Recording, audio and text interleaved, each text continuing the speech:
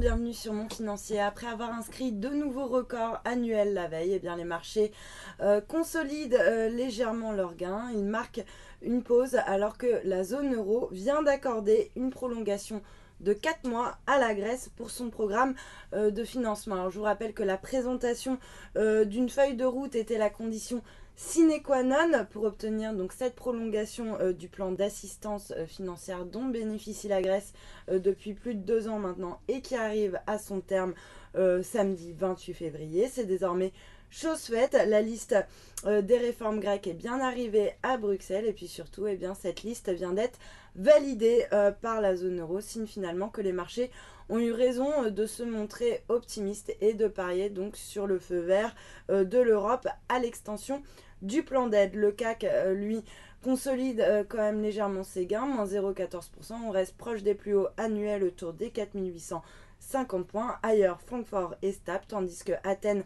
salue la nouvelle avec un gain de 8,4%. Puis du côté des valeurs, eh bien, Capgemini signe l'une des meilleures performances avec un gain de 1,4% grâce à Kepler qui est passé à l'achat en visant 77 euros. A noter que le secteur des services aux collectivités surperforme le marché.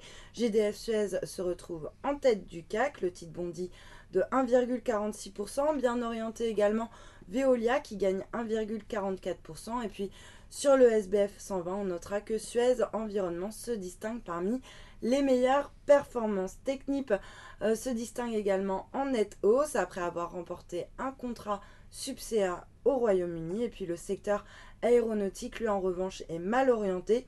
Airbus et Lanterne Rouge, le titre abandonne 2,16%. Et puis Safran qui se distingue également en nette baisse, moins 2,12%. Et puis sur le SBF 120, eh bien c'est Genfit qui ce soir est Lanterne Rouge. Le titre subit des prises de bénéfices alors que le groupe tient en ce moment même son assemblée générale. Et puis pour terminer, un petit mot sur le marché d'échange. L'euro, lui, qui s'inscrit en légère baisse par rapport au dollar. On est autour des 1,1322. En revanche, il s'inscrit en hausse par rapport au yen. Et puis le billet vert grimpe également par rapport à la devise japonaise. On est au-dessus des 119,50 yens. Voilà pour le point marché. Restez avec nous. Très bonne journée.